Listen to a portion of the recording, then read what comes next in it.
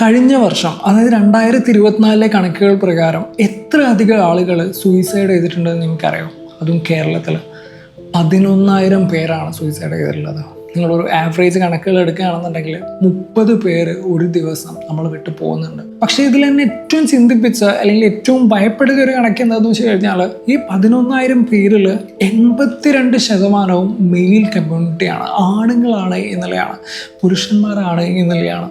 നിങ്ങളൊന്ന് ആലോചിച്ച് നോക്കുക, എന്തായിരിക്കും ഈ പുരുഷന്മാർക്കിടയിൽ അല്ലെങ്കിൽ ഒരു മെയിൽ കമ്മ്യൂണിറ്റിയുടെ ഇടയിൽ അല്ലെങ്കിൽ ജനറലൈസ് ചെയ്ത് പറയുകയാണെന്നുണ്ടെങ്കിൽ ഈ മനുഷ്യന്മാർക്കിടയിൽ ഈ ഒരു ഡാർക്ക് തോട്ട്സ് ഒക്കെ വരാനുള്ള കാരണം? അതുപോലെ തന്നെ ലൈഫിൻ്റെ എക്ടസി കണ്ടെത്താനായിട്ടുള്ള ശ്രമം എവിടെ നിന്നാണ് ഇവർ ഉപേക്ഷിക്കണത്? ലൈഫിൻ്റെ എക്ടസി എങ്ങനെ കണ്ടെത്താനായിട്ട് ഇവർക്ക് പറ്റാതെ പോകണേ എന്നുള്ളതൊക്കെയാണ് ഇന്നത്തെ എപ്പിസോഡിൽ നമ്മൾ ഡിസ്കസ് ചെയ്യാനായിട്ട് പോകുന്നത്. ഹായ് ഹലോ, എല്ലാവർക്കും നമസ്കാരമുണ്ട്. സ്റ്റോറീസ് വിത്ത് അക്ഷയിൽ കൂടുതൽ അക്ഷയ് പ്രകാശാണ്. അപ്പോൾ ഇന്ന് നമ്മൾ സംസാരിക്കാനായിട്ട് പോകുന്നത് നിങ്ങൾ നേരത്തെ കേട്ട അല്ലെങ്കിൽ നിങ്ങൾ ടൈറ്റിലിൽ കണ്ട തംബ്നെയിലിൽ കണ്ട ആ ഒരു വിഷയത്തെക്കുറിച്ചിട്ടാണ്. എന്തുകൊണ്ടാണ് ഈ ഒരു സൂയിസൈഡൽ അറ്റംപ്റ്റ് അല്ലെങ്കിൽ ഈ ഒരു ഡാർക്ക് തോട്ട്സ് വരുന്നത്, ആൻഡ് എങ്ങനെ നമുക്ക് ഈ ഒരു ലൈഫിൻ്റെ എക്ടസി കണ്ടെത്താം എന്നതിനെ കുറിച്ചിട്ടാണ്. നമ്മുടെ സൊസൈറ്റിയിൽ നമ്മൾ പണ്ട് മുതലേ കേട്ട് വരുന്നൊരു കാര്യമാണ് ആണുങ്ങൾ കരയാൻ പാടില്ല എന്നുള്ളൊരു കൾച്ചർ, അല്ലെങ്കിൽ നമ്മൾ ഭയങ്കരമായിട്ട് അത് ഫോളോ ചെയ്യുന്ന ഒരു കാര്യമാണ്. കാര്യം എന്താ വെച്ച് കഴിഞ്ഞാൽ നമ്മൾ ഏർലി ചൈൽഡ്ഹുഡ് എടുക്കുക, നമ്മൾ കുട്ടിക്കാലം എടുക്കുകയാണെന്നുണ്ടെങ്കിൽ നമ്മൾ പണ്ട് മുതലേ കേട്ടുകൊണ്ടിരിക്കുന്ന ഒരു കാര്യം എന്താ, അല്ലെങ്കിൽ നമ്മളോട് നമ്മളെ പാരൻസ് ആയിക്കോട്ടെ നമ്മുടെ റിലേറ്റീവ്സ് ആയിക്കോട്ടെ ഒക്കെ പറയുന്ന ഒരു കാര്യം എന്താ, നമ്മൾ സപ്പോസ് നമ്മൾ ഓടിക്കളിച്ചിട്ട് വീണ് എന്ന് വിചാരിക്കുക, വീണപ്പോൾ കയ്യിലും കാലിലൊക്കെ മുറിഞ്ഞു. അപ്പോൾ നമ്മുടെ പാരൻസിൻ്റെ അടുത്ത് പോകുമ്പോൾ അല്ലെങ്കിൽ റിലേറ്റീവ്സിൻ്റെ അടുത്ത് പോകുന്ന സമയത്ത് കയ്യിൽ മുറിവും കാര്യങ്ങളൊക്കെ കൊണ്ട് പോകുന്ന സമയത്ത് അവർ പറയാൻ നമ്മളുടെ അടുത്ത്, നീ ആണാണ്, നീ കരയാൻ പാടില്ല, don't cry, B a man എന്നും പറഞ്ഞുകൊണ്ടാണ് നമ്മളുടെ അടുത്തേക്ക് ആളുകൾ വരുന്നത്. അല്ലെങ്കിൽ ആ ഒരു സമയത്ത് തന്നെ നമ്മളുടെ ഉള്ളിൽ ഫീഡ് ചെയ്യപ്പെട്ടു, നമ്മുടെ ഉള്ളിൽ ആ ഒരു കാര്യം വന്നു, ഓക്കെ ഞാൻ ആണാണ് അപ്പോൾ എനിക്ക് കരയാൻ പാടില്ല എന്നുള്ള തോട്ട് നമ്മുടെ മൈൻഡിലേക്ക് ആദ്യമേ തന്നെ ഇവർ ഫീഡ് ചെയ്യിപ്പിച്ചു എന്നുള്ളതാണ്. ഓക്കെ, നമ്മൾ 2024 കണക്കുകളാണല്ലോ പറഞ്ഞു വരുന്നത്. അതിൽ 82% മെന്നാണ് അല്ലെങ്കിൽ മെയിൽ കമ്മ്യൂണിറ്റി ആണ് എന്നുള്ളത് നമ്മൾ പറഞ്ഞു കഴിഞ്ഞു. ആൻഡ് ഈ ഒരു 82% ഏത് ഏജ് ഗ്രൂപ്പിലുള്ള ആളുകളാണ് ഏറ്റവും കൂടുതൽ എന്ന് നിങ്ങൾ ആലോചിച്ചിട്ടുണ്ടോ? ഞാൻ പറയുകയാണെന്നുണ്ടെങ്കിൽ കണക്കുകൾ പറയുന്നത് 30 to 60 ഏജ് ഗ്രൂപ്പിലുള്ള ആളുകളാണ് ഏറ്റവും കൂടുതൽ സൂയിസൈഡ് ചെയ്യുന്നത് എന്നാണ് പറയണത്. 30 to 60, അതായത് നമ്മൾ ഫൈനാൻഷ്യലി സ്റ്റേബിൾ ആവേണ്ട അല്ലെങ്കിൽ നമ്മളെ ഫാമിലിയിൽ നിന്ന് നോക്കേണ്ടത് എന്നൊക്കെ പറയപ്പെടുന്ന അല്ലെങ്കിൽ സൊസൈറ്റി നമ്മളുടെ മേൽ ഏൽപ്പിച്ചിരിക്കുന്ന ഒരു പ്രായം എന്ന് പറയുന്നത് ഈ 30കളാണ്. ആ 30കളിലുള്ള ആളുകളാണ് അല്ലെങ്കിൽ 30 മുതൽ 60 വയസ്സ് വരെയുള്ള ആളുകളാണ് ഏറ്റവും കൂടുതൽ സൂയിസൈഡിന് ശ്രമിക്കുന്നത് എന്നുള്ളതാണ് പറയണത്. നിങ്ങളൊന്ന് ആലോചിച്ച് നോക്കുക, ഈ ഒരു സമയത്ത് ഒരു ഫൈനാൻഷ്യൽ ഡെപ്റ്റ്, കടങ്ങൾ എന്ന് പറയുന്നത് അല്ലെങ്കിൽ കുടുംബത്തിനെ നോക്കേണ്ട ഉത്തരവാദിത്തങ്ങൾ, കുടുംബത്തിനകത്ത് തന്നെ ഉണ്ടാകുന്ന പ്രശ്നങ്ങൾ, ജോലിയില്ലാത്തൊരു പ്രശ്നങ്ങൾ, ഒരു സ്റ്റെബിലിറ്റി ഉണ്ടാവാത്ത പ്രശ്നങ്ങൾ എന്നൊക്കെ വെച്ചിട്ട് ഒരുപാട് പ്രശ്നങ്ങൾ നമ്മുടെ ഉള്ളിലുണ്ടാവും.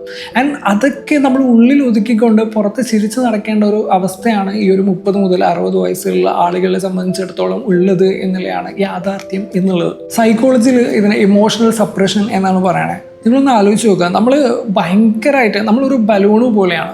നമ്മൾ അതിൽ എത്രത്തോളം എയർ നിറക്കുന്നോ അതിന് താങ്ങാവുന്ന ഒരു കപ്പാസിറ്റി ഉണ്ട്. അതിൽ കൂടുതലാവുന്ന സമയത്ത് അത് പൊട്ടിപ്പോവും എന്നുള്ളതാണ്. ചില മനുഷ്യരെ സംബന്ധിച്ചിടത്തോളം അവർ സൂയിസൈഡൽ എന്നുള്ള ഒരു തോട്ടിലേക്ക് അത് എത്തും. അതിലേക്ക് താങ്ങാവുന്നതിൽ അധികം പോകുന്ന സമയത്ത് ഓക്കെ, ഒരു ഒളിച്ചോട്ടമാണോ എന്നുള്ളത് നമുക്ക് പിന്നീട് ഡിസ്കസ് ചെയ്യാം. നിങ്ങൾക്ക് മനസ്സിലാവും, വഴിയെ മനസ്സിലാവും. പക്ഷേ എന്നാൽ പോലും എനിക്ക് നിങ്ങളടുത്ത് പറയാനായിട്ടുള്ളത്, അല്ലെങ്കിൽ ആദ്യമേ തന്നെ പറയാനായിട്ടുള്ളത്, നിങ്ങൾക്കൊരു വയ്യായിക വരുന്ന സമയത്ത് അല്ലെങ്കിൽ നിങ്ങൾക്കൊരു തടസ്സം വരുന്ന സമയത്ത്, നിങ്ങൾക്ക് ഇനി മുന്നോട്ട് പോകാനായിട്ടൊരു കൺഫ്യൂഷൻ ഉണ്ടാകുന്ന സമയത്ത്, അല്ലെങ്കിൽ ഒരു സ്ട്രക്കായി നിൽക്കുന്ന ഒരു സമയത്ത് നമ്മൾ ഒരാളുടെ അടുത്ത് ഹെൽപ്പ് ചോദിക്കുക എന്ന് പറയുന്നത് അതൊരിക്കലും നിങ്ങളുടെ വീക്ക്നെസ് അല്ല, നിങ്ങളുടെ കഴിവുകേടായിട്ട് അതിനെ കാണരുത്.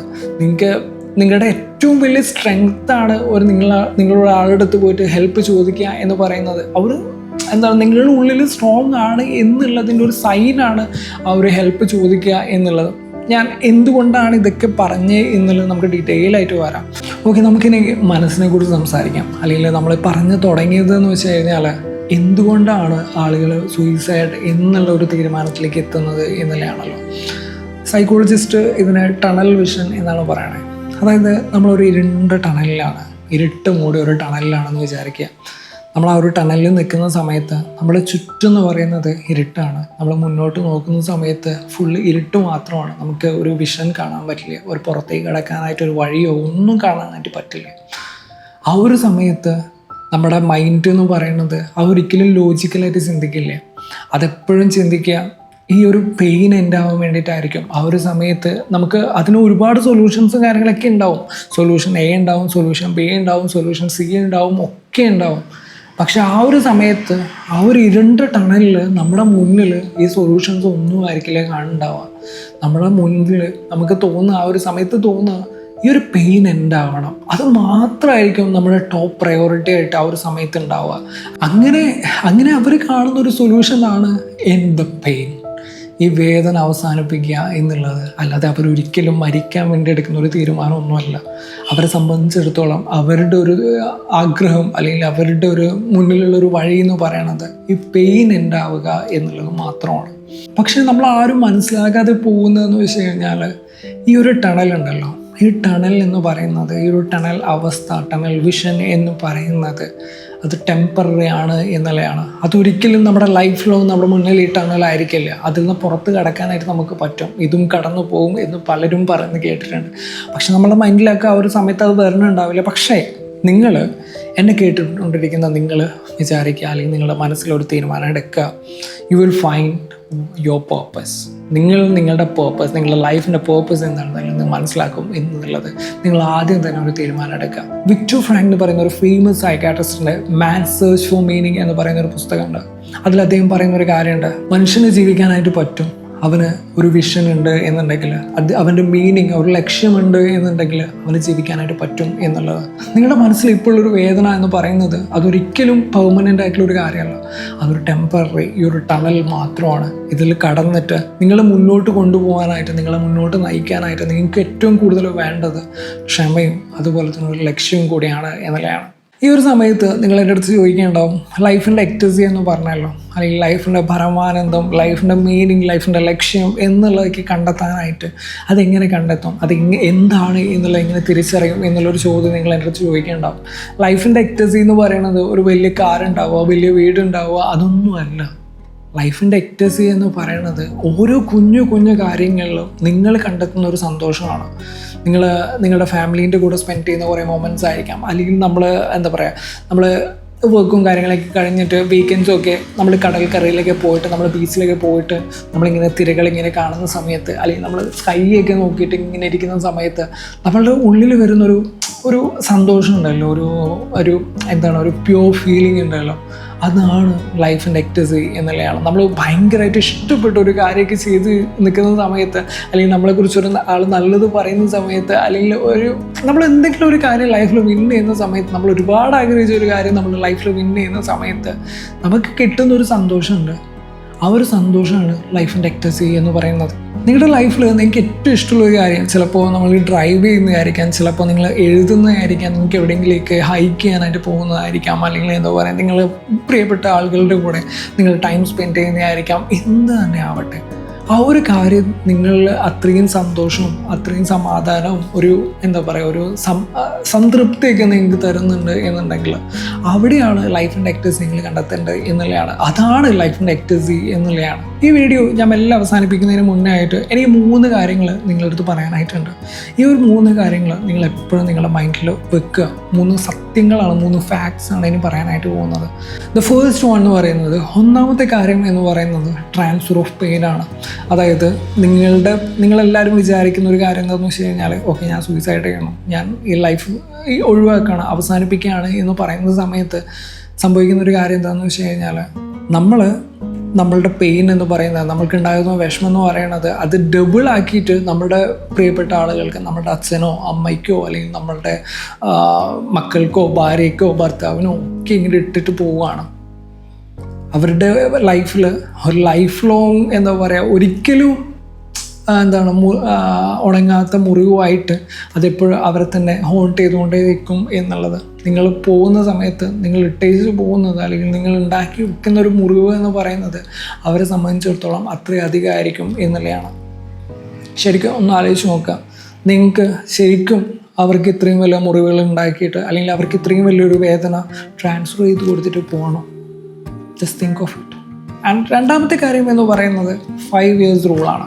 നിങ്ങളൊന്ന് ആലോചിച്ച് നോക്കുക, ഒരു 5 വർഷം മുന്നേ നിങ്ങൾ ഇതേപോലെ ഇരുന്ന് ആലോചിച്ചിട്ടുണ്ടാവും, എനിക്ക് ലൈഫ് മുന്നോട്ട് പോകാനായിട്ട് പറ്റത്തില്ല, അല്ലെങ്കിൽ എന്തൊക്കെയോ പ്രശ്നങ്ങളും കാര്യങ്ങളൊക്കെ നമ്മുടെ ലൈഫിലേക്ക് വന്നിട്ടുണ്ടാവും. ആ ഒരു 5 വർഷം മുന്നേ ഉണ്ടായിരുന്ന പ്രശ്നങ്ങൾ നിങ്ങൾ ഇപ്പം ഒന്ന് ആലോചിച്ച് നോക്കിയേ, എന്ത് കൂളായിട്ടാണ് നമ്മളത് സോർട്ട് ചെയ്തിട്ടുള്ളത്. ഇതേ 5 വർഷം കഴിഞ്ഞിട്ട് നമ്മൾ ഈ ഒരു എന്താ പറയുക, ഈ ഒരു പീരീഡ് കഴിയുന്ന സമയത്ത്, ഈ ഒരു ടണൽ പീരീഡും കാര്യങ്ങളൊക്കെ കഴിയുന്ന സമയത്ത്, ആ ഒരു 5 വർഷം കഴിയുമ്പോൾ നിങ്ങൾ ആലോചിക്കും, ഓക്കെ ഞാൻ ഇതും കടന്നിട്ടാണല്ലോ വന്നത്, അന്നും ഞാനും ആലോചിച്ചിട്ടുണ്ടായിരുന്നില്ലേ എനിക്കിത് കടന്നു പോകാനായിട്ട് പറ്റില്ല എന്നുള്ളത്. പക്ഷേ എന്ത് കൂളായിട്ടാണ് ഞാനിത് കടന്നു വന്നത്. ഓക്കെ പ്രശ്നങ്ങൾ ഉണ്ടായിട്ടുണ്ടാവും, പക്ഷേ ആ പ്രശ്നങ്ങളൊക്കെ പരിഹരിക്കാനായിട്ട് എനിക്ക് പറ്റിയിട്ടുണ്ട്. അതിനുള്ള സ്ട്രെങ്ത് എൻ്റെ ഉള്ളിലുണ്ട്.